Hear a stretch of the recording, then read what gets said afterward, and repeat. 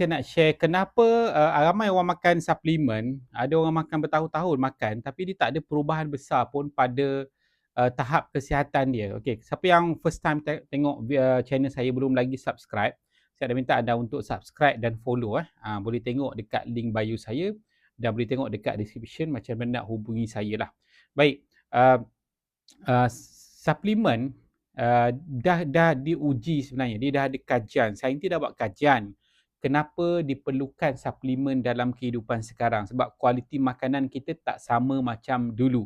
Semuanya ditambah-tambah, semuanya ada toksik, semuanya disimpan lama, semuanya orang kata basically tak natural lah proses tu kan, compare dengan dulu. Jadi ramai orang memilih, okay, aku kena makan suplemen ni, kena makan suplemen, tapi kenapa bila aku makan tak jadi pun kan, macam branded dah tapi tak jadi pun. Okey, pertama sekali kita tengok, suplemen tu mesti selamat lah. Selamat lah, itu yang penting sekali kan, tak nak ada toksik. So jadi tahap keselamatan pun ada banyak tahap, ada standard saja